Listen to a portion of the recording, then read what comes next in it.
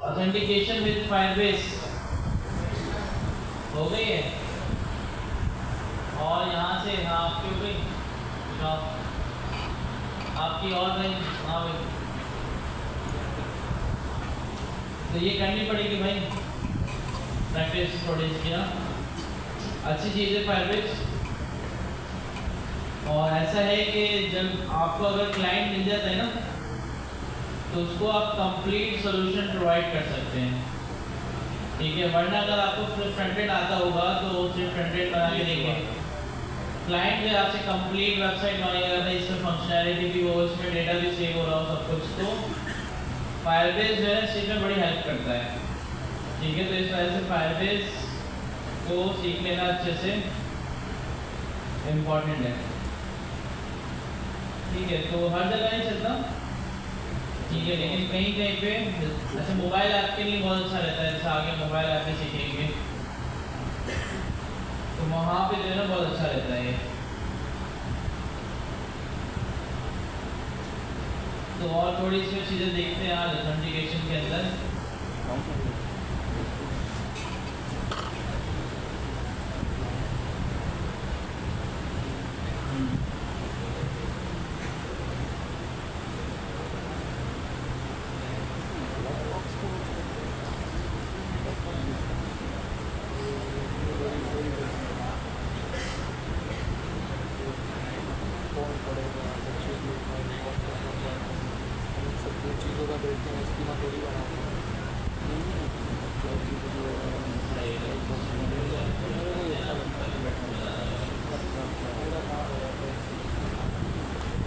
ठीक है, तो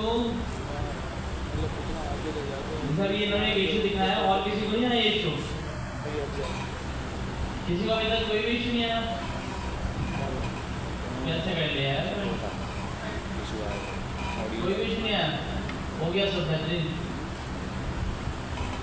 अच्छा जी, मॉड्यूल जावास्क्रिप्ट के वैसे कोई इशू नहीं आया?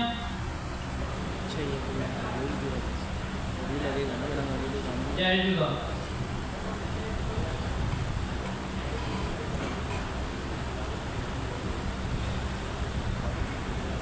हाँ जी, क्या इशू था? चल नहीं रही थी, इसको मार दे थोड़ा, चल क्या बोल रहा हूँ। फंक्शन का नाम लिखा तो क्या प्रॉब्लम था?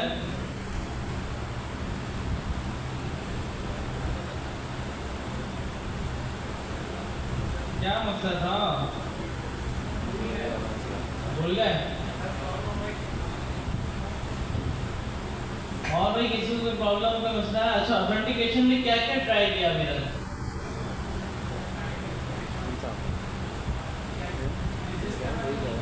रजिस्टर हो गया, साइन इन हो गया, और चेंज, हाँ वो मैंने एक चीज़ बोली थी ना कि यार ये वाली चीज़ ढूंढनी है आपको, खुद से मिल गई थी।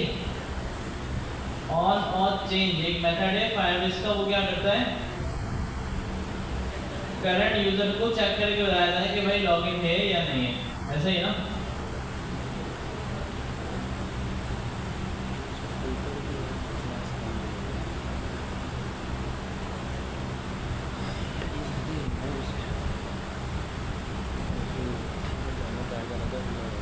ठीक है, तो आज जो है ना इंशाल्लाह हम ऑथेंटिकेशन को और एक्सप्लोर करते हैं।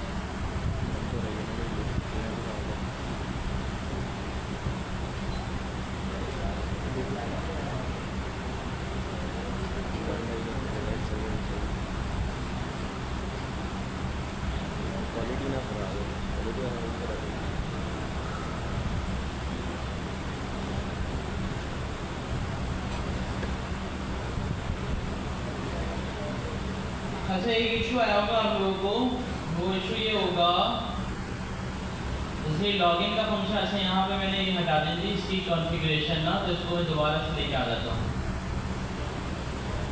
कि सेव रखनी होती है, सही है ना, गिटहब पे भी निकालनी होती है कि ये जो आपकी किसी के पास चली जाती है ना तो आपके प्रोजेक्ट का इस्तेमाल कर लेते हैं, और अगर आपने कार्ड वगैरह लगाया हुआ हो तो मसला रहता है, ठीक है। कार्ड नहीं भी लगाया हुआ तो फिर भी आपको सिक्योर रखना है इसको, ताकि कोई भी आपका डेटा देख ना सके। जिसके पास ये कीज आ गई वो आपके फायरबेस के साथ सब कुछ कर सकता है, ठीक है। तो इसको हमें सिक्योर रखना होता है। जैसे मैंने उस दिन रिमूव कर दी, अब मैं यहाँ से आके सेटिंग में दोबारा से इसको कॉपी कर लूँगा और पेस्ट कर दूँगा, सही। तो इसको हमें सेव एंड सिक्योर रखना होता है ताकि किसी दूसरे के पास ये नहीं जा सके, ठीक है। अच्छा, अभी आप देखिए लॉगिन का फंक्शन मैंने कॉल किया हुआ है, इसको हम चला देते हैं लाइव सर्वर के साथ। अभी आप देख रहे हैं यहाँ पे ये, अच्छा इसको वैल्यू नहीं मिली क्योंकि मैंने यहाँ पे इसको वैल्यू जो है इवेंट डॉट वैल्यू लिख के दी थी, ठीक है। अब जैसे यहाँ पे मैं पासवर्ड लिखता हूँ और यहाँ पे पासवर्ड डॉट, हमें लॉगिन के फंक्शन को यहाँ पे नहीं बल्कि HTML पे कॉल करता हूँ, ठीक है जी। तो एक मसला आ जाएगा मेरे पास, क्या अभी नहीं पता चला तो कैसे कर लिया है काम, जब मसला ही नहीं आया तो मुझे समझ नहीं आ रहा। मसला तो आना चाहिए था ना, एक्सपर्ट हो गया तो लगे मसले के काम। हाँ, चैट जीपीटी ने कर दिया होगा कोड, ये मसला नहीं बताया होगा, ठीक है। तो ये असल बात पता चली हमें, ठीक है। अच्छा, ईमेल पासवर्ड मैंने बना लिए और एक अदद बटन हम यहाँ पे बना लेते हैं।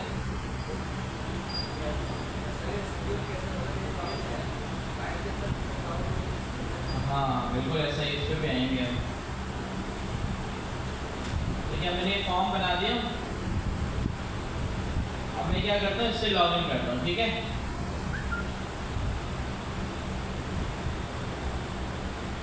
ठीक है, फंक्शन कॉल नहीं किया। अब जैसे कि यहाँ पे मैं बोलता हूँ लॉगिन, तो ये देखें, ठीक है। तो ये मतलब नहीं है, ये आया था और किसी के पास क्यों नहीं आया है, तो हैरत हो रही है कैसे कर लिया फिर काम।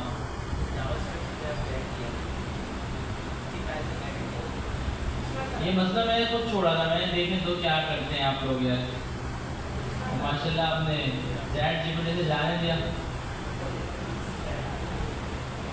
बताया था मैंने इसके बारे में, क्या नहीं बताया था?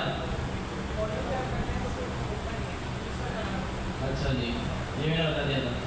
तो लिस्टनर लगा क्या सबने, चैट जीपीटी ने लिस्टनर ही लगाया है। अच्छा, तो इसकी क्या वजह है? इसकी वजह है जो इसको लॉगिन का फंक्शन अनडिफाइंड मिल रहा है ना, लॉगिन का फंक्शन जबकि यहाँ पे बना हुआ है और जावास्क्रिप्ट भी HTML में लिंक हुई हुई है, देखें, फिर भी लॉगिन का फंक्शन अनडिफाइंड मिल रहा है। तो ऐसा क्यों? ये मॉड्यूल की वजह से,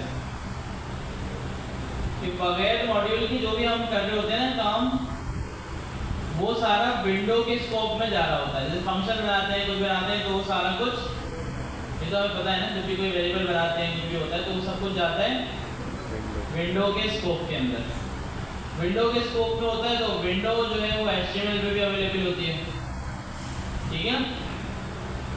विंडो क्योंकि ना ग्लोबल होती है, विंडो ग्लोबल होती है, जैसे विंडो डॉट लोकेशन डॉट, अगर हम कुछ यहाँ पे लिखें, जैसे कि ये है ना, अगर मैं इसको HTML पे भी मंगवाऊंगा ना तो ये मिलेगा। तो विंडो जो है ना ग्लोबल होती है, तो जब भी हम जावास्क्रिप्ट में कोई फंक्शन बनाते हैं उसको कॉल करते हैं तो वो कॉल जाता है यहाँ से HTML से, क्योंकि वो विंडो में पड़ा होता है। लेकिन मॉड्यूल के केस में विंडो के अंदर वो फंक्शन नहीं जाता, बल्कि मॉड्यूल का अपना एक स्कोप बनता है, उसमें जाता है, ठीक है ना। और वो मॉड्यूल का स्कोप ग्लोबल नहीं होता, जहाँ जहाँ आप उसको इंपोर्ट वगैरह करवाते हैं वहाँ पे वो अवेलेबल होता है आपको, ठीक है। नहीं समझ में आ रहा है? तो या तो हम इसको, अब इसके दो सोल्यूशन है इस मसले के ना, दो सोल्यूशन है। क्या? या तो इसको फोर्सफुली विंडो के स्कोप में डाल दें कि खुद से नहीं गया। अभी अगर मॉड्यूल यूज नहीं करते तो विंडो के स्कोप में खुद से चले जाता। अभी विंडो के स्कोप में खुद से नहीं गया, तो आप क्या करेंगे, इसको फोर्सफुली विंडो के स्कोप में इस तरह से डाल देंगे कि भाई विंडो डॉट लॉगिन में ये लॉगिन वाला फंक्शन आप डाल दो भाई, ठीक है ना। अब ये मिलेगा, लेकिन चल रहा है फंक्शन, ठीक है। तो इस तरह कर दिया मैंने। लेकिन बेस्ट प्रैक्टिस ये है कि हम जो है ना इवेंट लिस्टनर्स यूज करें, ठीक है, मॉड्यूल के साथ। कि भाई ये लॉगिन बटन है, इस पे ये ऑन क्लिक नहीं लगाएं बल्कि यहाँ पे डायरेक्टली, बल्कि इसको आईडी दे दें, आईडी, और इसको मैं बोल दूँ भाई लॉगिन बटन, सही है। और इसको मैं यहाँ पे ये हटा दूँ विंडो वाला काम, और इसको मैं गेट करूँ document dot gate element by ID, और मैं इसको बोल दूँ भाई login button dot add event listener, click हो तो ये फंक्शन आप चला देना। तो ये बेस्ट प्रैक्टिस है, ठीक है ना। इस तरह से काम करेंगे हम, और ये चल जाएगा, ठीक है। क्लियर है भाई ये चीज़, ठीक है। हो सकता है कभी आपको ये काम नहीं करना हो, आप बोले यार नहीं ये मुझे नहीं करना, बल्कि मुझे वहीं से ही कॉल करना है, तो फिर आप उसको फोर्सफुली विंडो के ऑब्जेक्ट में डाल देंगे, सही है ना भाई, क्लियर है। ठीक है, तो किसी के पास इशू नहीं है, खुद से आया था या सॉल्व कर लिया था ऐसे। अच्छा चलो, अच्छा वीडियो देखिए, वाह भाई सही, जबरदस्त।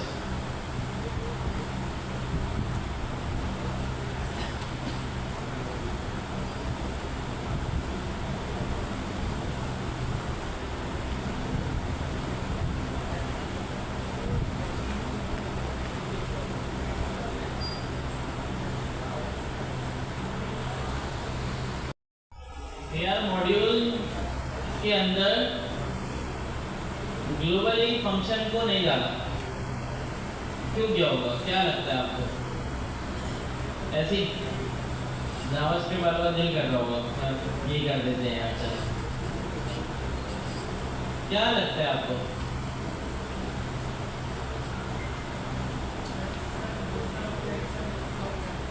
बहुत सारा कोड एक साथ रन ना हो जाए, रन क्यों होगा? है इसके काफी रीजंस हैं।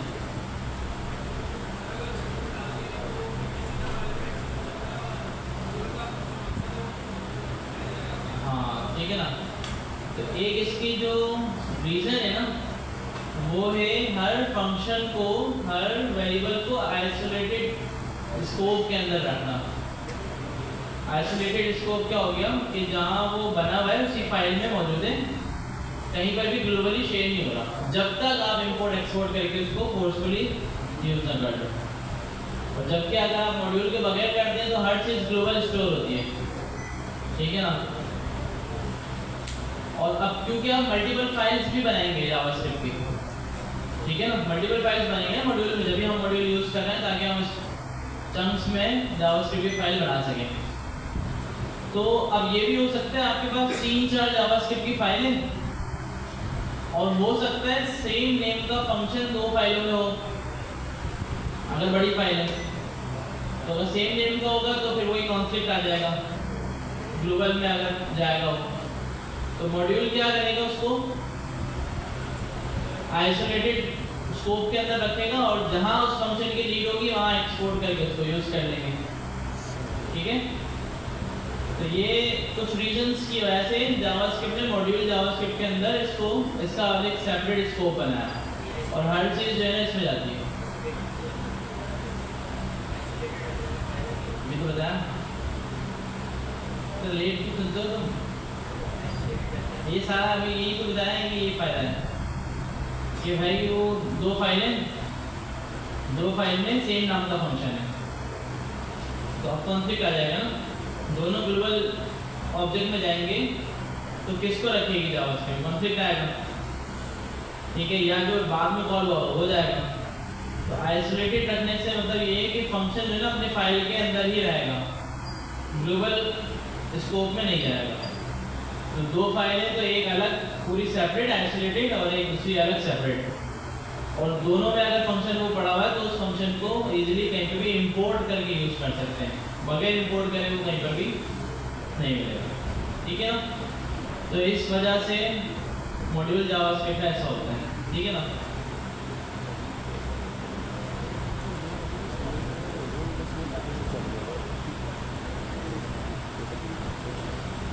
अब जैसे आगे लाइब्रेरी हम देखेंगे ना कोई भी, तो उसमें यही जावास्क्रिप्ट है, हर से इंपोर्ट एक्सपोर्ट होके ही यूज होती है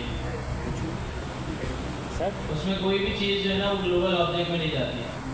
सर जो अभी करा तो ये ऑन क्लिक पे जो डायरेक्ट लगा है उस पर नहीं चला, और इवेंट लिस्टनर पे कैसे चला? हाँ, इवेंट लिस्टनर पे चल गया, क्योंकि इवेंट लिस्टनर एचटीएमएल वाली चीज़ को उठा के जावास्क्रिप्ट में ला रहा है और फिर उस पर लगा रहा है। जावास्क्रिप्ट की फाइल से कोई फंक्शन वहाँ नहीं जा रहा, बल्कि एचटीएमएल उठ के यहाँ पे आ रही है जावास्क्रिप्ट में। जावास्क्रिप्ट में ना, ठीक है ना, देखिए अभी दिखाता हूँ कोड में। आइसोलेटेड नहीं समझते ना, सेपरेट। ठीक है ना, तो समझिए पूरी फाइल सेपरेटली हर चीज़ काम कर रही, कोई भी चीज़ जो है इस फाइल से बाहर नहीं जा रही मॉड्यूल की वजह से, क्योंकि मॉड्यूल का अपना स्कोप होता है और आइसोलेटेड होता है। इस फाइल से जब तक कोई भी चीज़ बाहर नहीं जाएगी तब तक आप एक्सपोर्ट नहीं कर देंगे। ठीक है, और ये अच्छी चीज़ है, वरना अगर हम नॉर्मल जावास्क्रिप्ट लिखते हैं तो हर चीज़ ग्लोबल ऑब्जेक्ट में जाके स्टोर हो रही होती है। सही ना, तो अब देखिए मैंने पहले यहाँ पे कॉल किया था ना ऑन क्लिक के ऊपर, तो इसका मतलब है मैं जावास्क्रिप्ट के फंक्शन को बाहर निकाल रहा हूँ और यहाँ पे कॉल कर रहा हूँ। मॉड्यूल ये अलाउ नहीं करता कि भाई कोई फाइल से कोई चीज़ बाहर ही नहीं जा सकती। ठीक है, तो मैंने क्या किया, चलो फाइल से कोई चीज़ बाहर नहीं जा सकती, मैं इस बटन को उठा के इस फाइल में ले आया और इस पे जो है ना वो लिस्टनर लगा दिया। ठीक है भाई, कि भाई इस बटन को देखते रहो, जैसे ही इस बटन पे कोई क्लिक करे ना तो ये चला देना। लिस्टनर क्या करता है, कंटिन्यूसली वॉच करता रहता है बटन को।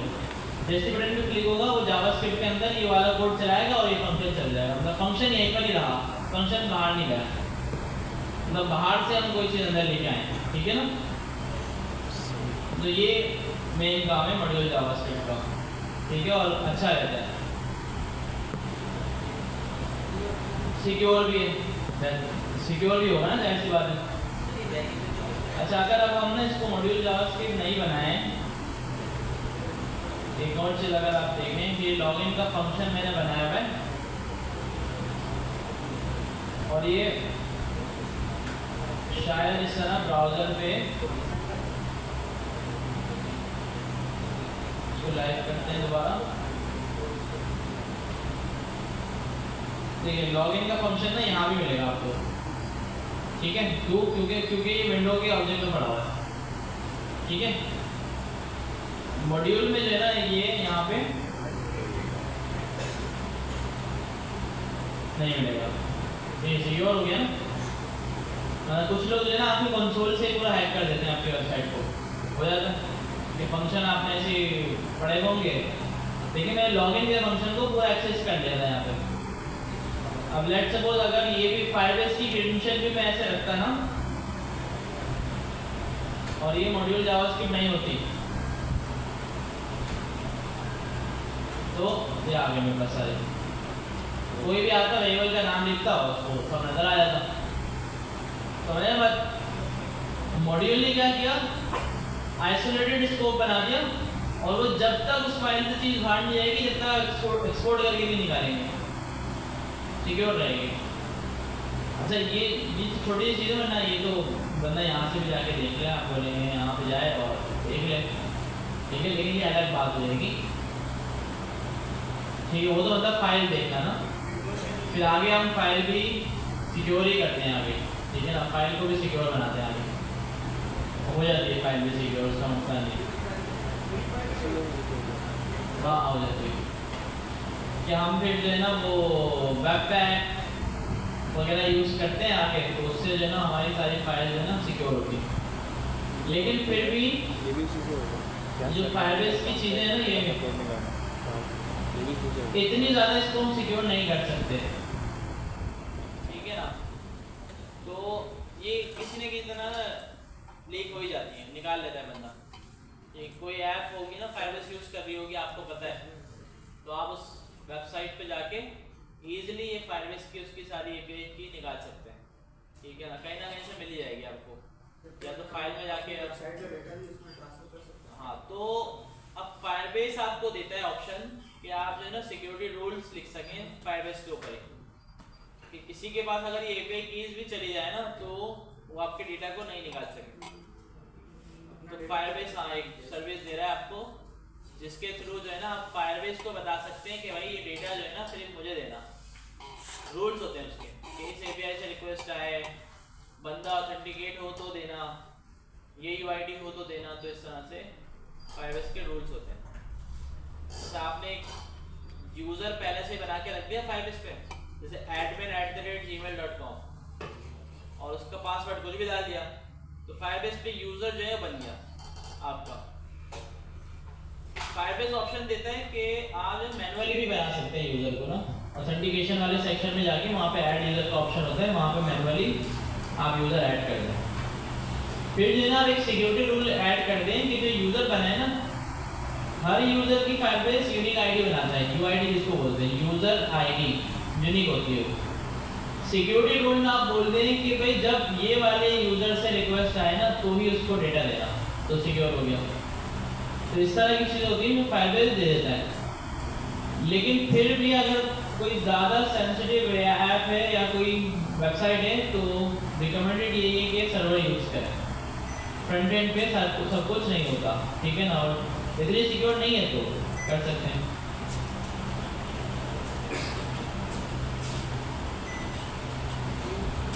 तो अब ये डिपेंड करता है ऐप के ऊपर कि आपको कितना उसको सिक्योर रखना है।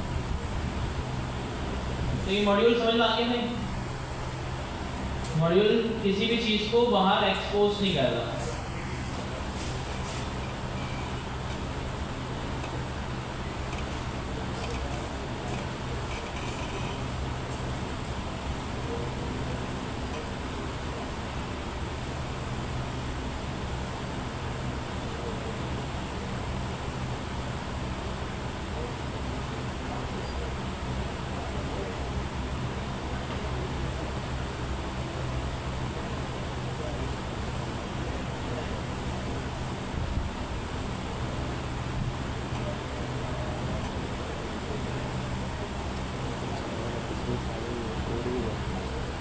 अच्छा देखिए, अब जो है ना आगे जितना हम आगे बढ़ते जाएंगे ना, चीज़ें समझते जाएंगे, सीखते जाएंगे, तो जो लर्निंग वाली चीज़ें हैं ना वो शॉर्ट होती जाएंगी।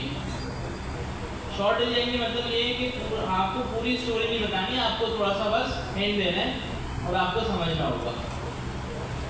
ये किसी से सीखा, जैसे मैं सिखा रहा हूँ इसमें भी होगा, या कहीं से डॉक्यूमेंटेशन देख रहे हैं उसमें भी होगा कि वहाँ पे थोड़ा सा कोड लिखा होगा ना, आप देख के बोले अरे यार ये इतना सा कोड है, क्योंकि वो सिर्फ कोड होगा आपको आइडिया देने के लिए कि भाई ये इस तरह से काम होगा।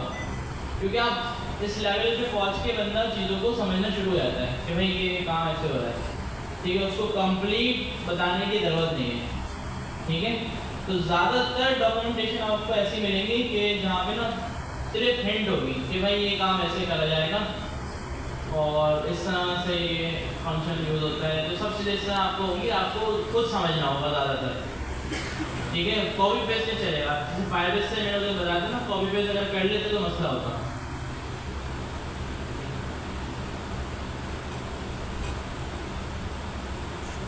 तो फायरबेस के अंदर ऑथेंटिकेशन में यहाँ पे ऑप्शन होता है ऐड यूज़र का, कि भाई यहाँ पे आपने अपनी मर्जी से, जैसे मैंने एडमिन का यूज़र ऐड कर दिया, मैंने कहा भाई ये मेरा एडमिन है और इसका मैंने पासवर्ड सेट कर दिया, ठीक है ना। अब इसकी जो यूआईडी बन गई है ना, ये यूनिक है, और साइन इन मेथड में जाके ये इनेबल को डिसेबल कर दो कि कोई नया यूज़र भी ना बना सके। तो आपका एक यूज़र यहाँ पे रेडी हुआ है, उसको आप यूज़ करते रहो अपनी एप्लीकेशन में, और सिक्योरिटी रूल में फायरबेस के लगा दो कि भाई जब ये यूज़र डेटा लेने के लिए आए ना तो देना, इसके अलावा किसी को भी नहीं देना। ठीक है, तो अभी हम आगे देखते हैं कि कैसे होगा।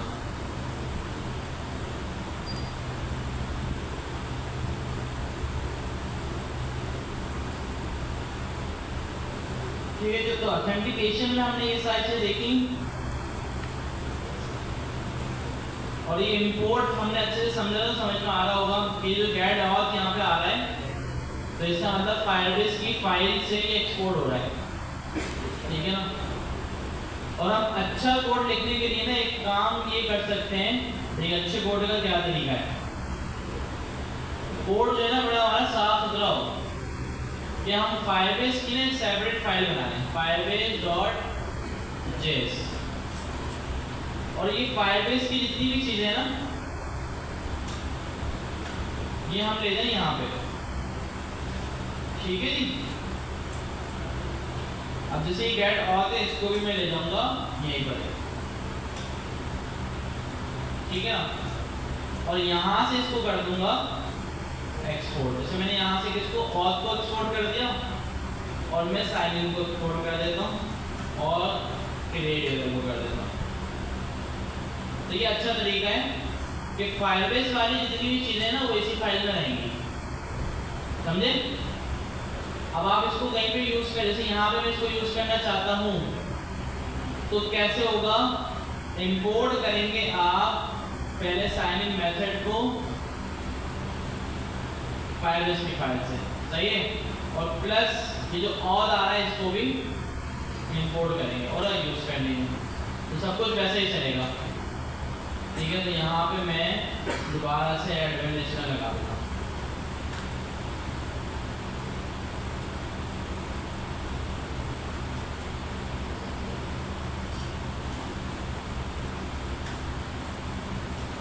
ठीक है जी, लॉगिन बटन पे मैं बोलूँ एड लिसनर क्लिक, ये लॉग।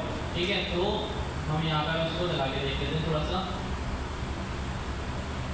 मैं अपना यूजर नेम और पासवर्ड डालता हूँ, लॉगिन करता हूँ। अच्छा, फायरबेस को मिल नहीं रही क्योंकि हमने या तो पूरा .js करना है, अब इसको मिलेगी।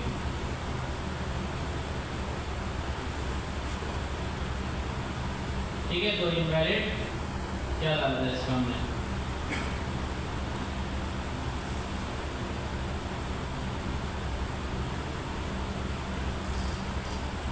समझ चलिएगा। तो अब देखा आपने हमने किस तरह से फायरबेस की चीजों को एक फाइल में सेपरेट कर दिया। अब जब जो भी चीज फायरबेस की हम यूज करेंगे ना वो इसी फाइल में करेंगे। जैसे मैंने मेथड बताया आपको नया वाला काम करते हैं हम, जो है ना यहाँ पे दो फॉर्म बनाए लेते हैं। सर जूम कर देना। ठीक है, तो मैं एक काम यहाँ पे ये करता हूँ कि ना एक सेपरेट फाइल बना लेता हूँ register.html की, ताकि यहाँ पे मैं रजिस्टर कर सकूँ और एक पेज में मैं लॉग इन कर सकूँ।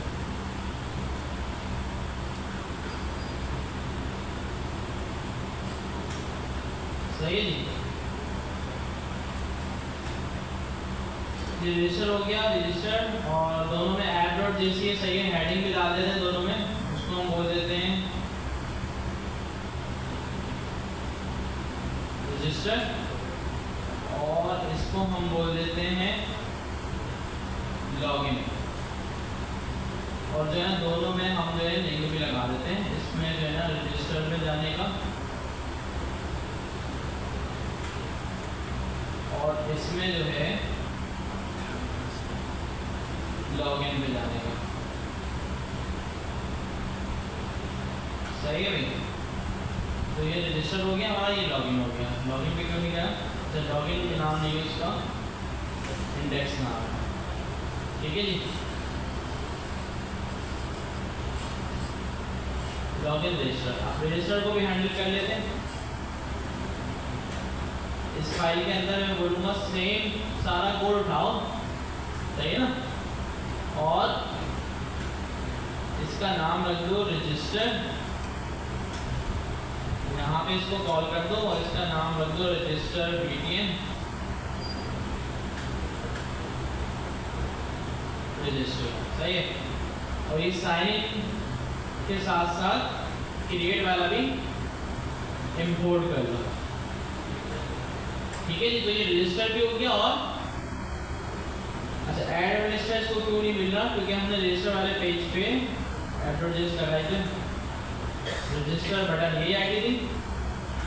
हाँ अच्छा, देखिए हमें इशू क्या आएगा, क्या इशू चले बताएं तो बताएं।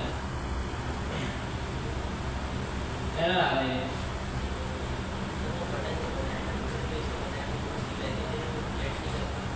हाँ ठीक है। तो जो लॉगिन का बटन है ना वो पड़ा हुआ इंडेक्स पे, और ऐप डॉट जेएस में हमने लॉगिन का बटन मंगवाया है, उस पर लिस्टर लगाया है। ये बोल रहा है भाई लॉगिन तो मुझे मिला ही नहीं, क्यों नहीं मिला, क्योंकि मैं रजिस्टर के पेज पे खड़ा हूँ। ये वाली चीज समझ में आई। मैं खड़ा हुआ हूँ रजिस्टर पे, रजिस्टर का पेज है ना, और जावास्क्रिप्ट की फाइल दोनों पे एक ही है, इस पे भी ऐप डॉट जेएस है और इस पे भी। अब जावास्क्रिप्ट की फाइल में मैंने बोला हुआ है कि जाओ और लॉगिन बटन को ढूंढो। अब लॉगिन बटन इसको नहीं मिला, ठीक है, नहीं मिला, तो इसमें आ गया अनडिफाइंड। अब अनडिफाइंड आया तो undefined dot add event listener, जिसकी वजह से एरर क्रिएट हो गया कि भाई ऐड इवेंट लिस्टनर तो कुछ है ही नहीं। क्या हाल है, छोटा सा है, बिल्कुल सिंपल सा कुछ होगा, सॉल्व हो जाएगा मसला। एफएल्स लगा दें यहाँ, या एक शॉर्टकट जो टर्मिनल ऑपरेटर बताया था वो लगा सकते हैं ऐसे ही। भाई क्या हो गया, तो सुन क्यों चल रहा है, समझ में आ रहा है भाई, समझ में आ रहा है, बोलो तो भाई। तो लॉगिन बटन पे ना मैं कंडीशन लगा दूं कि ये वाला जो कोड है ना, ये वाला, इसमें एरर जनरेट हो रहा है, देखें लाइन नंबर 19, और इसकी रीजन ये है कि लॉगिन बटन अनडिफाइंड है, और अनडिफाइंड को मैं ऐड इवेंट लिस्टनर बोल रहा हूँ, तो एरर तो आएगा, अनडिफाइंड है पहले से। तो मैं क्या करूं, लॉगिन बटन से पहले इस तरह कंडीशन लगा दूं, इससे क्या होगा, जब ये ट्रू होगा तो इसको चलाएगा, अगर ये ट्रू नहीं होगा, फॉल्स होगा तो आगे बढ़ जाएगा। ऐसे ही ना, एंड पता है ना भाई, ये ट्रू होगा तो इसको चलाएगा, और ये ट्रू नहीं होगा तो आगे बढ़ जाएगा। बस हमारी एरर सॉल्व हो गया। फिर जब हम लॉगिन पे जाएंगे तो अब रजिस्टर का एरर आएगा, तो रजिस्टर पे भी अच्छा, ये काम जब होगा कि जब हम सेम फाइल हर जगह यूज कर रहे होंगे, वरना इससे भी अच्छा काम ये है कि रजिस्टर की अलग फाइल बना दें और लॉगिन की अलग फाइल बना दें, तो मसला ही नहीं आएगा। क्योंकि और जावास्क्रिप्ट में जो सेम चीज़ें चाहिए वो दोनों जगह पे इंपोर्ट कर लें। कैसे, ये app.js समझे, इसको मैं कर देता हूँ login.js, सही है, और एक में फाइल बना लेता हूँ register.js। तो यहाँ पे मैं दे देता हूँ login.js, और यहाँ पे मैं दे देता हूँ, सॉरी यहाँ पे मैं दे देता हूँ register.js, ठीक है। अब ये लॉगिन की फाइल है, यहाँ से रजिस्टर का सारा कोड उठाकर, अरे कंडीशन की नीड नहीं होगी, मैं ले जाता हूँ कहाँ पे, रजिस्टर है, और प्लस जो फाइलें से चीज़ें इंपोर्ट हो रही हैं वो भी, ठीक है। अब दोनों की सेपरेट फाइल हो गई, अब भी वो एरर नहीं आएगा, ठीक है। अब क्यों नहीं आ रहा एरर, क्योंकि दोनों की सेपरेट फाइल है। ये वाला काम ज़्यादा अच्छा है क्योंकि सेपरेट फाइल हो गए ना, कोई कॉन्फ्लिक्ट ही नहीं आ रहा। तो अब देखिए, हम अगर अब रजिस्टर करता हूँ, पहले मैं रजिस्टर हो गया, ठीक है, यूजर की सारी डिटेल्स वगैरह सब आ गई, लेकिन इसमें काफ़ी कुछ होता है, प्रोवाइडर और सब। यूआईडी की देखिए हर बार आपको मिलती है, ये वही यूआईडी है जो वहाँ पे भी शो होती है यहाँ पे, ठीक है, और ये यूआईडी यूनिक होती है, उसका एड्रेस बना के देता है, इससे हम काफ़ी काम करवाते हैं आगे।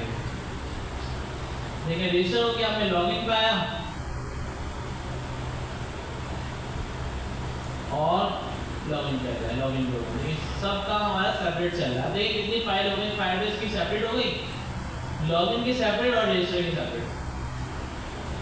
और फायरबेस को मैं दोनों फाइल्स में यूज कर रहा हूँ। मॉड्यूल का ये फाइल है, मॉड्यूल जावास्क्रिप्ट का ये फाइल। अगर ये मॉड्यूल जावास्क्रिप्ट नहीं होती तो मुझे फायरबेस वाली चीज़ें ये पूरी दोनों फाइल में कॉपी पेस्ट करनी होती है। पहले ऐसे ही होता था, ठीक है ना। तो अब मॉड्यूल का ये फायदा है कि भाई मैं एक जगह पे जो भी चीज़ मैंने बनाई है ना वो हर जगह यूज कर सकता हूँ। फिर इस तरह हमारे पास जावास्क्रिप्ट में ना काफ़ी फंक्शंस होते हैं और उस फंक्शन को मैं शेयर करके हर फाइल में यूज कर सकता हूँ, ठीक है। एक फाइल में आपने कोई फंक्शन बनाया और आपको उसकी नीड दूसरी फाइल में भी है तो वहाँ से आप एक्सपोर्ट कराएं, दूसरी फाइल में इंपोर्ट कराएं और यूज कर लें। अच्छा, वैसे टेक्निकली जब रजिस्टर करते हैं ना आप तो ये लॉगिन भी खुद हो जाता है, ठीक है। कि फेसबुक पे जब हम अकाउंट बनाते हैं, क्रिएट अकाउंट, तो जब अकाउंट बनाते हैं तो लॉगिन हुआ मिलता है हमें। तो इसी तरह जब आप रजिस्टर करते हैं ना तो लॉगिन हो जाता है अपना। तो वो जो मेथड मैंने देखने को बोला था वो कौन सा था, ये वाला, ठीक है। ऑन स्टेट चेंज, ये समझिए एक लिस्टर है फायरबेस का। कैसे यूज करेंगे, फायरबेस में आए, यहाँ से इसको एक्सपोर्ट किया, इंपोर्ट किया पहले फायरबेस से, एक्सपोर्ट किया इस फाइल से। अब कहाँ पे यूज करना है ये आपको समझिए लॉगिन पे यूज कर लें पहले। अब ये एक लिस्टर है जो आपसे ऑथ मांगता है और एक फंक्शन मांगता है कि भाई मुझे एक फंक्शन दे दो। जैसे मैं यहाँ फंक्शन बना दूँ चेक ऑथ, ठीक है ना। मैंने अपना एक फंक्शन बना दिया चेक ऑथ और इसको दे दिया। अब ये मेथड फायरबेस का है और ये कंटिन्यूअसली लिसन करता रहता है ऑथ की स्टेट को कि फायरबेस में यूजर लॉगिन हुआ है या नहीं। जैसे ही होगा इस फंक्शन को कॉल करके बता देगा कि भाई हाँ हो गया है, और जैसे ही लॉग आउट होगा वो भी बता देगा। ये देखिए लाइन नंबर 4 पे इस फंक्शन के अंदर मुझे यूजर दे रहा है, रीलोड कर रहा हूँ मुझे यूजर दे रहा है। इसका मतलब यूजर अभी लॉगिन, क्लियर है भाई। वरना अगर हम ये काम खुद करते तो हम लोकल स्टोरेज में कोई लगाते फ्लैग बोलते हैं हाँ भाई यूजर लॉगिन है या नहीं, हिसाब से फिर काम होता है।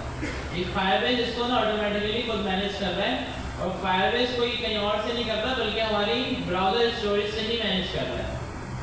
इसमें एप्लीकेशन में आ जाओ अगर, ठीक है, तो यहाँ पे लोकल स्टोरेज में नहीं, सेशन में नहीं, इंडेक्स डीबी में फायरबेस का सारा रिकॉर्ड होता है, ठीक है। डेटाबेस पूरा यहाँ पे बना देता है। इसको मैंने डिलीट किया, इसको मैंने डिलीट किया, यहाँ पर आया देखिए यूजर मेरा हेलो ये चला गया, ठीक है। तो फायरबेस सारे से खुद मेंटेन कर रहा होता है। दोबारा से लॉगिन करता हूँ, जैसे लॉगिन हुआ फिर दोबारा से मिलना शुरू हो गया, रीलोड कर रहा हूँ मिल रहा है, ठीक है। अब फॉर एग्जाम्पल अब मैं बना दूँ एक अपना डैशबोर्ड का पेज, ठीक है जी।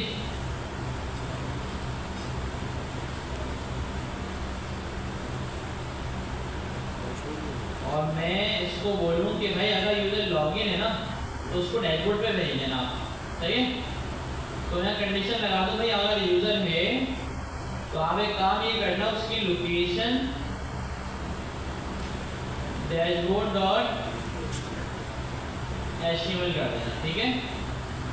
और यही काम जो है ना, देखिए यही काम मुझे रजिस्टर पे भी करना है, तो इसके लिए मैं अलग से फाइल भी बना सकता हूँ, ठीक है ना। या फिर मैं इसी फंक्शन को यहाँ से एक्सपोर्ट भी कर सकता हूँ। देखिए सेम फंक्शन मुझे वहाँ भी यूज़ करना है ना, तो मैं यहाँ करूँ उसको एक्सपोर्ट, ठीक है। रजिस्टर के अंदर आऊँ, इस फंक्शन को करूँ इंपोर्ट, ठीक है जी। और फायरबेस का कौन सा है ऑन और स्टेट चेंज, उसको यहाँ पे कॉल करके ये चेक आउट का फंक्शन यहाँ पे भी कॉल कर रहा हूँ। अब देखिए पूरा फंक्शन मुझे दोबारा लिखना नहीं पड़ा। अच्छा अब मैं लॉगिन हूँ, मैं जाता हूँ लॉगिन पे, login.html, लॉगिन है ना, बल्कि इंडेक्स था, सॉरी, इंडेक्स डॉट HTML नहीं लेके जा रहा। क्यों नहीं लेके जा रहा? क्योंकि यूजर लॉगिन हुआ ऑलरेडी। अच्छा, अगर मैं जाता हूँ रजिस्टर पे, रजिस्टर पे नहीं जा रहा। क्यों नहीं जा रहा? समझ में आई? सिक्योर हो गया ना, यूजर जब तक लॉगिन नहीं होगा डैशबोर्ड पे नहीं जाएगा। अच्छा, सेम कंडीशन हमें डैशबोर्ड पे भी लगा देनी है, ठीक है ना। जैसे मैं इसी में अगर एल्स बोल दूँ कि भाई एल्स क्या करो, एल्स में भाई आप यूजर को जो है ना आप ले जाओ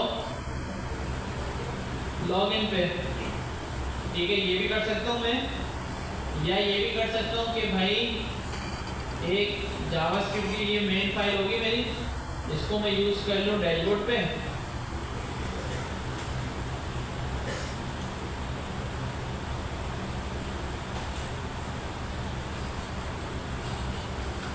और यहाँ पे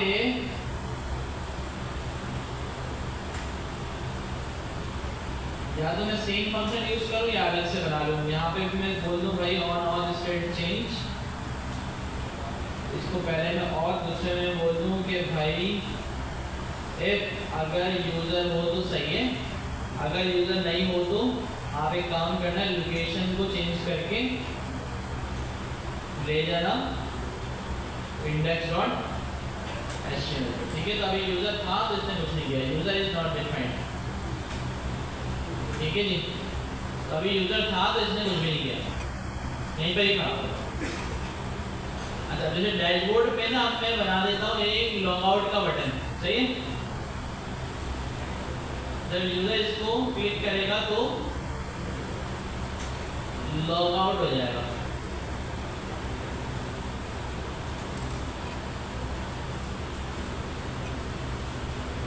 ठीक है जी।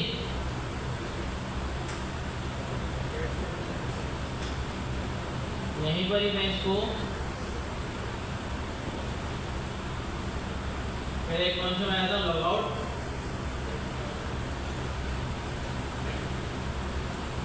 फिर मैं इसको गेट कर लेता हूँ,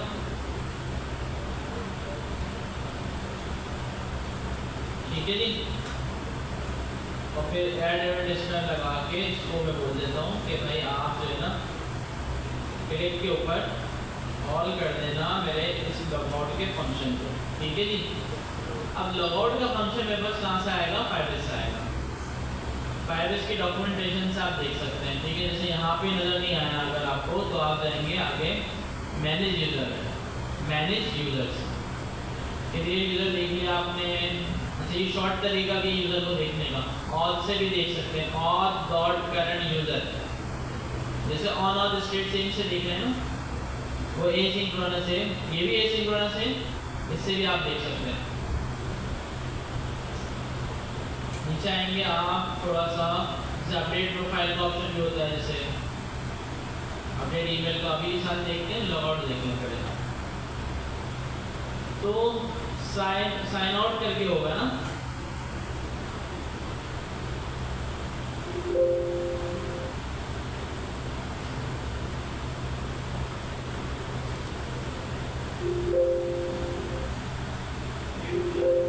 इसमें मैनेजमेंट,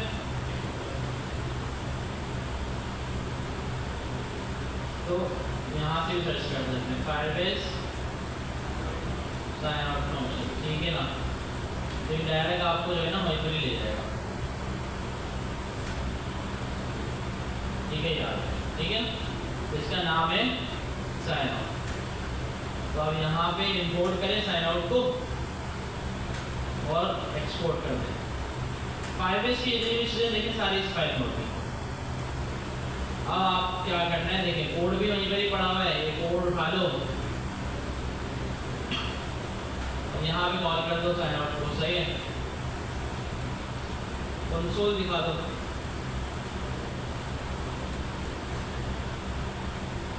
लॉगआउट सक्सेसफुल, सही है ना।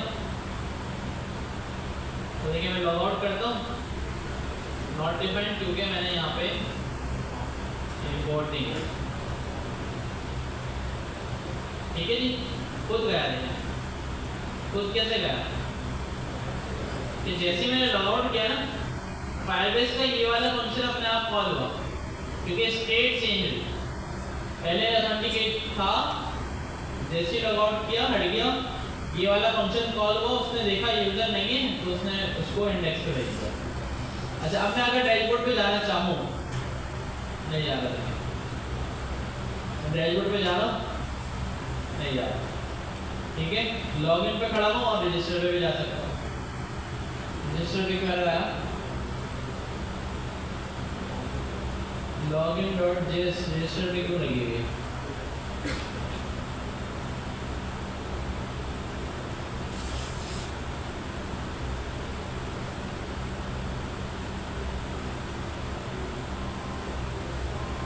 register.html पे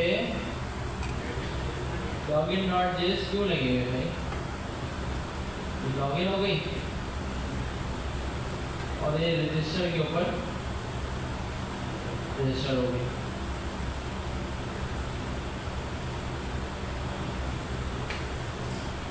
ठीक है, तो होगा कोई मसला तो खैर, तो इस तरह आया ना तो फिर हम वही कंडीशन पे जा सकते हैं। ऐसा आना नहीं चाहिए, इसको यहाँ पे ना लॉगिन जिसको ना चलाना ही नहीं चाहिए। ऐसा क्योंकि हमने शायद इंपोर्ट किया तो इस वजह से चला दिया।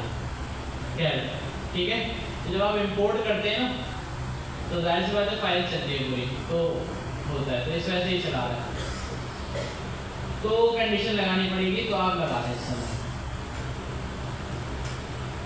ठीक है। क्योंकि हमने रजिस्टर के अंदर लॉगिन को इंपोर्ट किया, जब फाइल को इंपोर्ट करेंगे तो भी फाइल रन होगी दोस्तों, वही मिलेगा नहीं।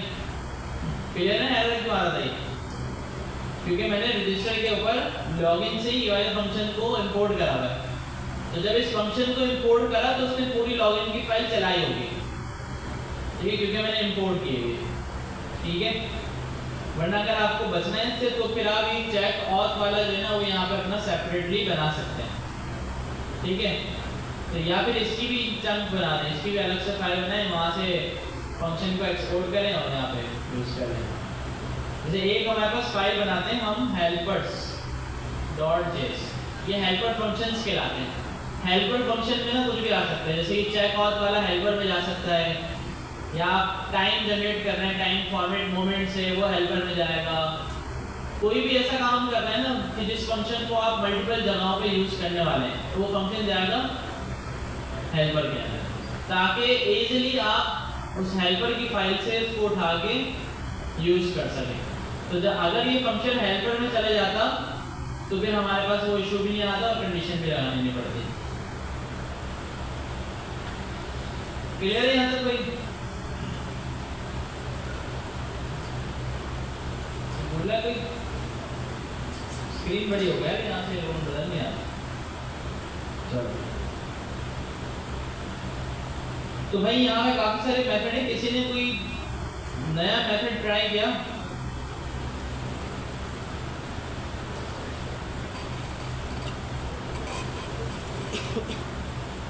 अच्छा, मैनेज यूजर में हमारे पास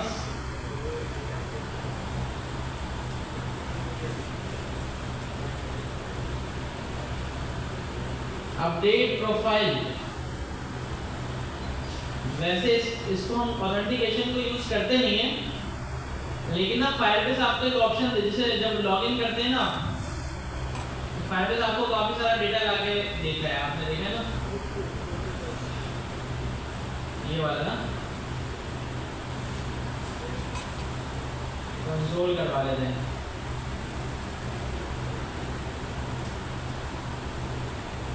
console.log user, तो ये वाला डेटा आपको मिलता है, लेकिन इसमें देखें काफ़ी चीज़ें नल पड़ी है, जैसे डिस्प्ले नेम, फोटो, ठीक है, और फोन नंबर, ये सब नल पड़ा हुआ है।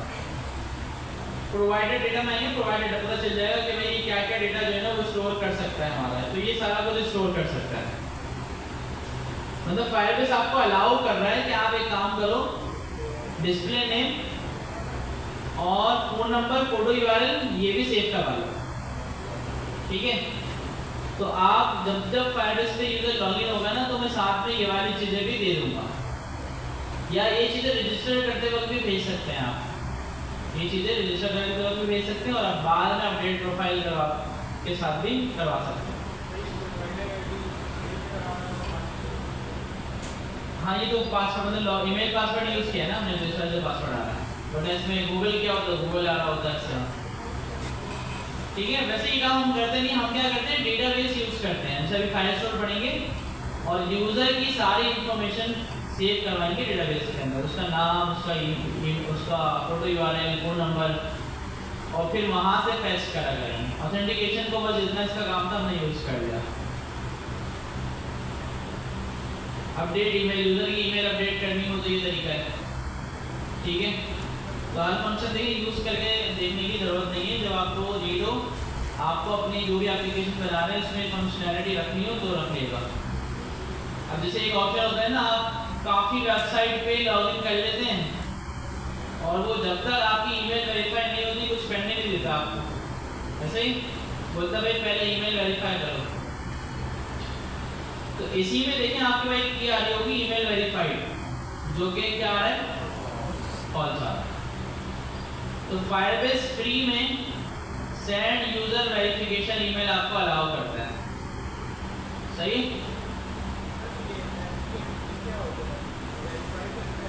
क्या होता है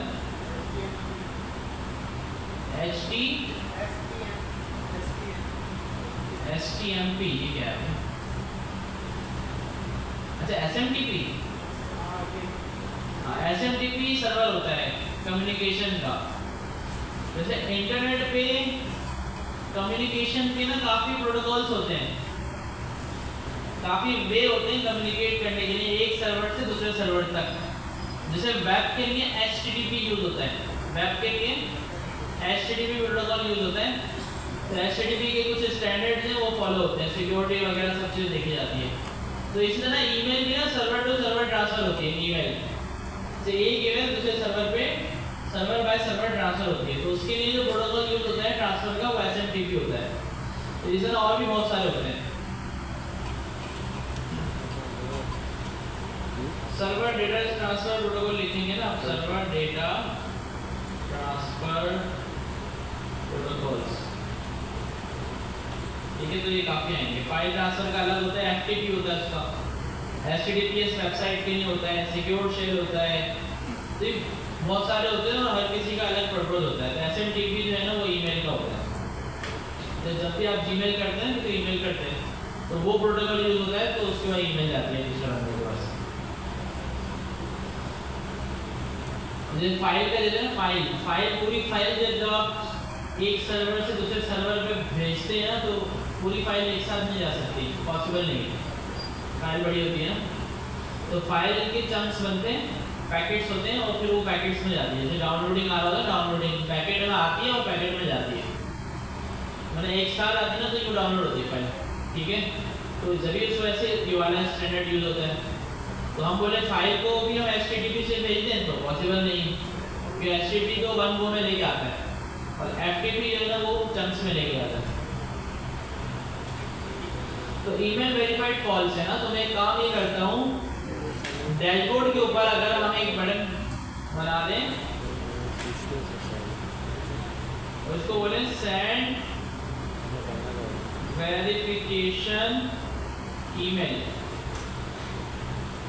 और इस बटन पे जब क्लिक होगा तो यूजर को वेरिफिकेशन ईमेल चली जाएगी।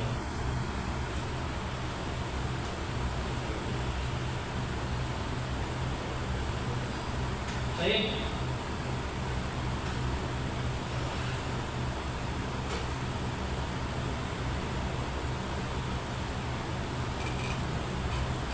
तो यहाँ पे मैंने एक फंक्शन बना लिया,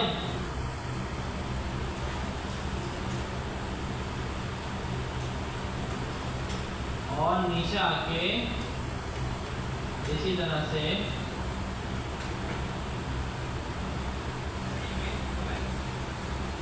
क्या कह रहे हैं, हाँ लॉगिन है ना, अच्छा लॉगिन पे खड़े हैं हम, यस यस। तो इसको वहाँ पे बनाना है, जो डैशबोर्ड पे कर रहे हैं ना हम वो काम, तो यहाँ पे बनाना होगा।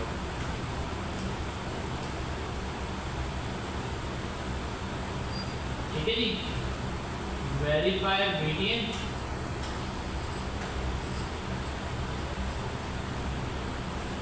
उसकी आईडी क्या थी, ईमेल वेरीफाई। तो जब इस बटन पे क्लिक होगा ये वाला फंक्शन कॉल हो जाएगा। सही, इस फंक्शन में हम क्या करते हैं, ये कोड उठा के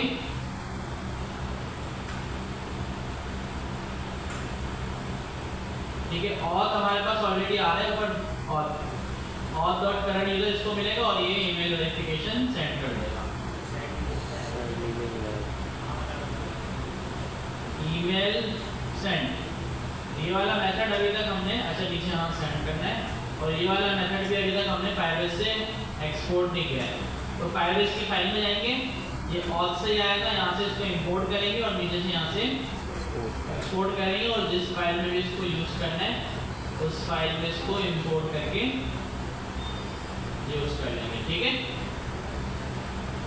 अच्छा इस पर जाएंगे, ईमेल चली आएगी। और फायरबेस आपको अलाउ करता है कि आप ना ईमेल का टेम्पलेट भी अपनी मर्जी से बना सकते हैं, वरना इसका डिफॉल्ट बताएगा। ईमेल एड्रेस वेरिफिकेशन की ईमेल जो है कुछ इस तरह से जाएगी।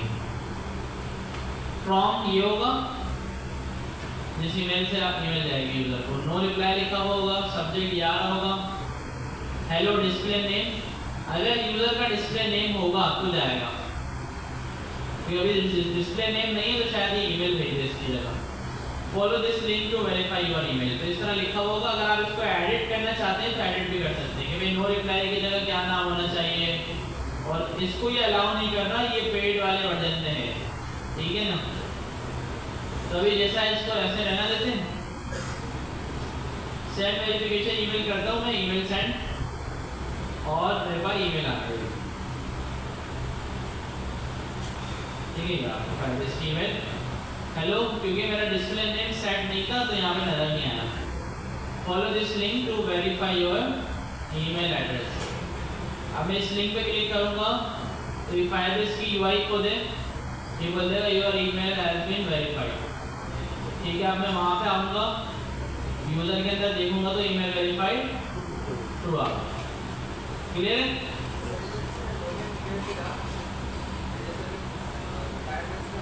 नहीं, ठीक है, फायरबेस ये अलाउ नहीं करता कि यहीं से अगर आप इसको लॉगिन पेज पे भेजना है बोलेगा लिंक वहाँ पे करो और फिर यहाँ दोबारा आओ अपने पेज।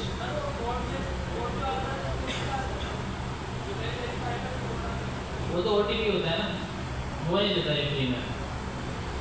ठीक है, वो तो हम खुद बनाते हैं बैकएंड उसका। ठीक है, और ये ईमेल भेजना बैकएंड से आसान है, मुश्किल नहीं है, आसानी से भेज देते हैं। सही, ये तो फायरबेस का मेथड है जो फायरबेस आपको दे रहा है, और फायरबेस की मर्जी से ही सब होगा, क्योंकि फायरबेस का मेथड है। हमारा मेथड है अपनी मर्जी से बनाते हैं। यूजर का पासवर्ड अपडेट करने के लिए। ठीक है, अब आप देखिए इसने न्यू पासवर्ड में get a secure random password ये मेथड दिया हुआ है। अब जिसको नहीं पता होगा वो इसी को कोड को कॉपी करेगा, बोलेगा भैया ये तो चल ही नहीं रहा, इसने फायरबेस ने बोला हुआ है गेट सिक्योर पासवर्ड, ये तो आ ही नहीं रहा। वो सिर्फ समझाने के लिए बोला हुआ है, फायरबेस ने समझाने के लिए क्या बोला हुआ है कि भाई कोई भी अपना मेथड बना लो अपने पास और उससे एक पासवर्ड जनरेट कर लो, या फिर यूजर से ले लो पासवर्ड कि यूजर क्या पासवर्ड रखना चाहता है और पासवर्ड रख दो।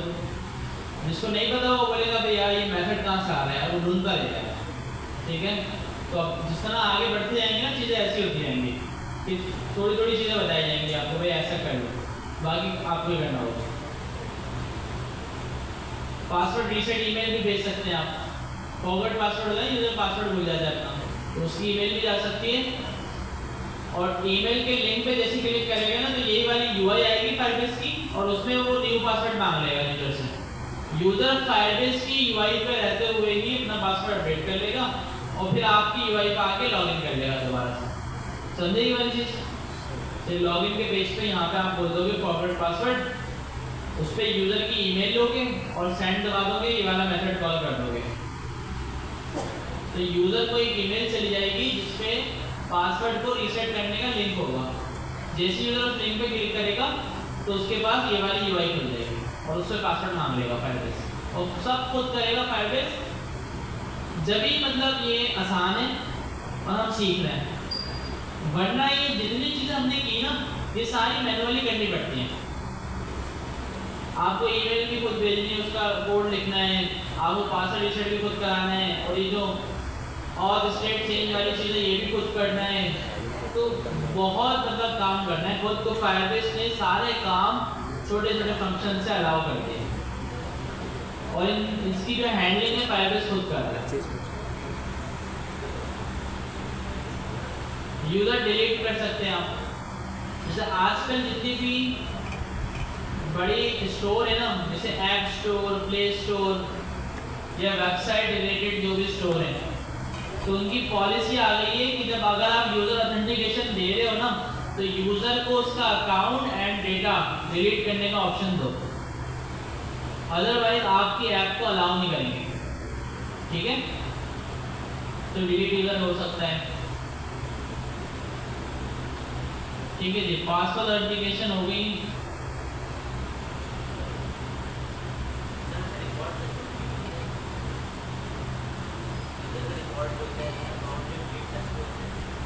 रिकॉर्ड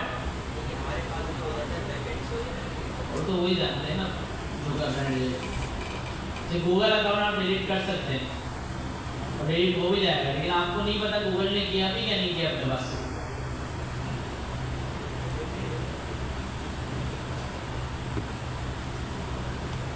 ठीक है, तो इसमें और आसान वाला हम ना ये साइन इन विद गूगल देख सकते हैं, ये बड़ा आसान है। बाकी के लिए ना आपको या तो पेड सब्सक्रिप्शन चाहिए फायरबेस की, या फिर आपको एपीआई की चाहिए। जैसे ट्विटर भी नहीं देगा, फेसबुक भी नहीं देगा, गिटहब भी नहीं देगा, बड़ी मुश्किल से देता है। बोलता है रजिस्टर्ड बिजनेस हो और फिर उसके रिक्वायरमेंट को पूरा करें तो फिर वो अपनी एपीआई की आपको देता है। मोबाइल नंबर आसान है, लेकिन फायरबेस पेड हो गया हो क्योंकि एसएमएस इतना महंगा है। पहले फ्री में दे दिया करता था ये, अभी हम लोग रेट देखे थे ना कितने का था, 60 रुपये का एक एसएमएस भेजेंगे तो 60 रुपये खर्च हो गए, तो कोई लगाएगा नहीं फायरबेस कभी फिर। क्योंकि जब फ्री था तो मैंने काफ़ी ऐप्स में लगा के दिया है, मतलब 5 पर 10 हज़ार एसएमएस चले जाया करते थे फ्री में। वो टाइम का फायरबेस का हमें दिया हुआ था, लेकिन फायरबेस का कमाने का टाइम है। फायरबेस बोला पैसा दो, ठीक है ना, तो पैसा भी इतना मांग रहा है कि नहीं यूज़ कर सकते। और नॉर्मल भी 20 रुपये तक तो चार्जेस होते हैं एसएमएस के। एसएमएस की एपीआई होती है, उस एपीआई को यूज़ करके जब आप किसी को एसएमएस भेजते हो तो उसके 20 रुपये चार्ज होते हैं। तो फिर लोग व्हाट्सएप पे आ गए। अब आपने देखा होगा आजकल ओटीपी भी व्हाट्सएप पे आते हैं, ठीक है, तो उसका रीज़न क्या है, कॉस्ट। ठीक है, एसएमएस के चार्जेस ज़्यादा हैं, ठीक है ना, तो व्हाट्सएप के चार्जेस होंगे 10 रुपये, एसएमएस के 20 रुपये, तो अच्छी खासी कॉस्ट बच जाती है। तो इस वजह से लोग जो है ना व्हाट्सएप यूज़ करते हैं। तो गूगल बड़ा आसान है, देखिए गूगल करते हैं, नहीं पड़े।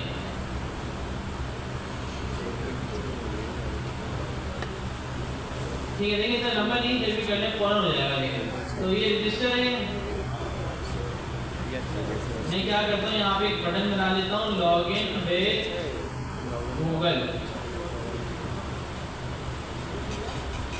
गूगल बटन, सही। इसी को कॉपी किया, पेस्ट किया, लॉगिन विद गूगल, ठीक है जी, गूगल बीटीएम।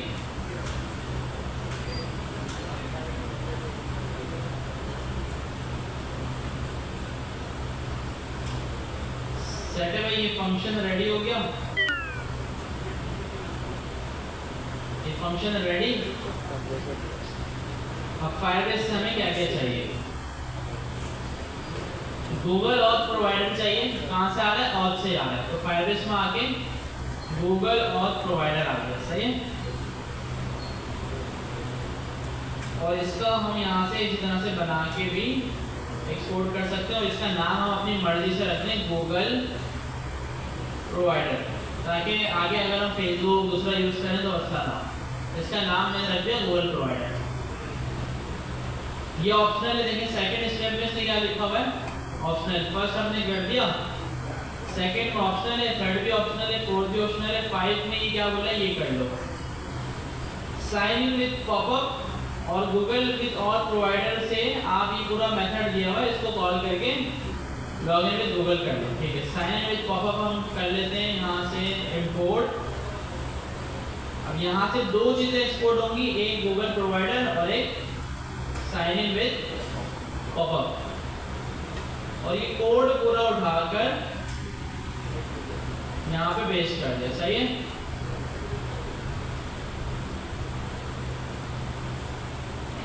प्रोवाइडर में आप गूगल प्रोवाइडर दे देंगे, कमेंटिंग हटा दूं मैं, सही है। यहाँ से दो चीजें हम इंपोर्ट कर लेंगे, एक हो गया साइन इन विद पॉपअप और एक हो गया गूगल प्रोवाइडर। तो यहाँ जो प्रोवाइडर है इसकी जगह गूगल प्रोवाइडर, क्योंकि हमने इसको रीनेम किया है वहाँ पे, सही है ना। अच्छा ये क्या गूगल और प्रोवाइडर, अच्छा ये डायरेक्टली भी चाहिए इसको, यहाँ से एक तो कॉल करके चाहिए और एक डायरेक्टली भी चाहिए, देखिए प्रोवाइडर। तो ये जो हमने कॉल किया है यहाँ पे ये एक्सपोर्ट हो गया, और इसको जो डायरेक्टली हमें यहाँ से एक्सपोर्ट करना है, ठीक है। ये जरूरी नहीं है, ऑप्शनल है, ये सिर्फ क्रेडेंशियल वगैरह निकालने के लिए, टोकन और यूजर वगैरह, ठीक है। अब यूजर को मैं कंसोल करवा देता हूँ, यूजर आ गया और टोकन आ गया, टोकन सही है। और यहाँ पे हम लेना एरर वगैरह को देख लेते हैं, console.log एरर मैसेज, ठीक है जी। अच्छा अभी इसको करने से पहले हमें फायरबेस को बताना होगा पहले कि भाई गूगल कर रहा हूँ मैं, इनेबल कर दो। फायरबेस में साइन इन मेथड के अंदर आए, अभी क्या है इनेबल सिर्फ ईमेल पासवर्ड। यहाँ से आप आए ऐड न्यू प्रोवाइडर, आपने गूगल सेलेक्ट किया, ये सारी चीजें खुद उठा लेगा, आपने इनेबल किया तो सपोर्ट ईमेल आपने अपनी ईमेल दे दी, प्रोजेक्ट आईडी वगैरह सब इसने खुद उठा ली। स्क्रॉल नहीं करना थोड़ा, तो हमने इसको ये किया थोड़ा, बाकी सारी चीजें इसने,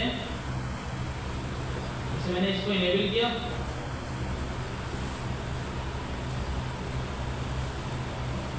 ठीक है जी। अब इसने खुद से सब कुछ सेट कर दिया होगा, आईडी वगैरह, ठीक है। ये ऑप्शन था, इसकी जरूरत नहीं है, और इसने ये सब कुछ खुद ऐड कर दिया। इसने वेब क्लाइंट आईडी भी खुद से ऐड कर दी और वेब क्लाइंट सीक्रेट भी, ये दो चीजें होती है जिससे जो है ना वेरिफिकेशन हो जाती है। अब जैसे लेट्स सपोज आपको आगे फेसबुक का करना है या ट्विटर का करना है, तो ये दो चीजें जो है ना आपको फेसबुक प्रोवाइड करेगा या ट्विटर प्रोवाइड करेगा। गूगल से क्यों ये लेनी पड़ी हमें, क्योंकि फायरबेस खुद गूगल का ही है, तो उसने ऑटोमेटिकली दे दिया, ठीक है जी। तो अब देखें यहाँ से मैं लॉगिन विद गूगल करूँगा तो नहीं होगा, क्योंकि अनऑथराइज्ड डोमेन, डोमेन अलाउ नहीं। तो हम इसको करते हैं local host, local host. Local host पता है क्या होता है, बताते हैं, पहले चला के देखिए। लॉगिन विद गूगल किया, ठीक है, देखेंगे इसने दे दिया मुझे ऑप्शन, मैंने साइन इन किया, कंटिन्यू किया, और ये मेरा लॉगिन विद गूगल हो गया। देखिए नाम भी आएगा, ईमेल वेरीफाइड खुद आ गई, क्योंकि लॉगिन गूगल से ही किया है, सब कुछ आ गया। आसान है, लॉगिन विद गूगल आसान है, ठीक है। लोकल होस्ट क्या होता है, ये एक फीचर होता है हमारे ब्राउजर के अंदर। अब जैसे लोकल होस्ट से पहले हम आईपी एड्रेस पे चल रहे थे, क्या है आईपी एड्रेस है हमारा, लेकिन आईपी एड्रेस मुश्किल होता है, याद नहीं रख सकते, और सबका अलग अलग होता है। तो ये एक स्टैंडर्ड है कि ना, अगर आपको आईपी एड्रेस नहीं पता ना तो आप लोकल होस्ट लिख दो। इससे क्या होगा, ब्राउजर जो है ना आपका आईपी खुद उठा लेगा पीछे, मतलब बिहाइंड जो डोमेन होता है, डोमेन हमारे आईपी के ऊपर डोमेन लग जाता है। तो इसी तरह लोकल आईपी के ऊपर ना लोकल होस्ट लगा होता है, इसके पीछे वही आईपी है लेकिन मास्किंग हो गई। तो इसी तरह से पूरी दुनिया में जो भी सर्विसेज हैं, जब लोकल होस्ट यूज करते हैं ना, उनको पता चल जाता है कि अभी जो है ना ऐप डेवलपमेंट मोड में, मतलब इसकी डेवलपमेंट की जा रही है, तो वो अलाउ कर देते हैं आपको। जैसे गूगल ने हमें लोकल होस्ट के ऊपर अलाउ कर दिया। और अगर आपको बिल फंड्स इसको डिप्लॉय करना है कहीं पे, जैसे नेटलिफाई पे कहीं पे डालना है, और फिर एरर आया वो वाला अनऑथराइज्ड डोमेन का, तो उसका क्या हाल है। सेटिंग में आएंगे, सेटिंग्स, और यहाँ पे देखिए ऑथराइज्ड डोमेन लिखा हुआ है। देखिए local host by default add होता है, लोकल होस्ट और फायरबेस के अपने भी। लेकिन आप चाहते हैं मैं नेटली फायरबेस को डिप्लॉय करता हूँ, तो आप यहाँ पे ऐड डोमेन कर देंगे। कौन सा वाला? नेटलीफाई वाला। ये सिर्फ सिक्योरिटी के लिए होता है ताकि कनेक्शन जो है ना सिक्योर हो जाए। ठीक है जी, समझ में आए? अच्छा, ये गूगल का ये काम अगर आप मैनुअली करते हैं ना तो बहुत लंबी थी। ठीक है, तो फायरबेस ने सारे कुछ खुद हैंडल कर लिया, आपको एक फंक्शन दे दिया, बोला इसको कॉल करो, बाकी मैं संभाल लूँगा। तो जब ये फायरबेस का फायदा है। तो फायरबेस ने और भी सर्विसेज जो ये देती हैं, ठीक है, जैसे मैंने बताया था सुपर बेस भी है और दूसरी भी है, फ्राइड भी है। अलग से गूगल साइन इन वाली सर्विसेज भी हैं कि जो सिर्फ गूगल साइन इन प्रोवाइड करती हैं। बाकी दूसरे अभी हम नहीं कर सकते। क्यों नहीं कर सकते? क्योंकि इनकी एपीआई कीज हमें नहीं मिल सकती। फेसबुक की चाहिए, अगर ऐसा कर तो सकते हैं आप कि क्लाइंट बोलेगा भाई फेसबुक लॉगिन लगा के दो, तो क्या करेंगे? तो क्लाइंट को आप बोलेंगे भाई आपका बिजनेस रजिस्टर होना चाहिए, ठीक है, और फेसबुक का आपके पास मेटा का बिजनेस अकाउंट होना चाहिए, पेड वाला जो होता है ना। तो फिर फेसबुक को जाके आप अपने रिक्वेस्ट डालेंगे कि भाई मुझे एपीआई चाहिए लॉगिन की, और फिर वो सबमिट करेंगे, फेसबुक उसको रिव्यू करेगा, अप्रूव करने के बाद आपको दे देगा। जब दे देगा तो फायरबेस पर आकर आप इसको इनेबल करेंगे और ऐप आईडी, ऐप सीक्रेट यहाँ पे डाल देंगे और ये चलना शुरू हो जाएगा। और होगा ये इसी तरह से जिस तरह गूगल प्रोवाइडर था, सिर्फ फेसबुक प्रोवाइडर लगेगा, बाकी सब कुछ वैसे ही। समझ में आया क्या बोला? जैसे अभी मैंने गूगल प्रोवाइडर लगाया ना, तो वो जैसे गूगल प्रोवाइडर हमने यहाँ से उठाया तो बस सिर्फ फेसबुक प्रोवाइडर आएगा, यहाँ पे आ जाएगा फेसबुक का प्रोवाइडर, बाकी सब कुछ वैसे का वैसे का। क्लियर है भाई? तो जो भी ऑथेंटिकेशन आपने बनाई है, अब काम ये करेंगे, आपने लॉगिन का पेज बनाया होगा, साइन अप का पेज बनाया होगा, एक प्रोफाइल का पेज बनाए।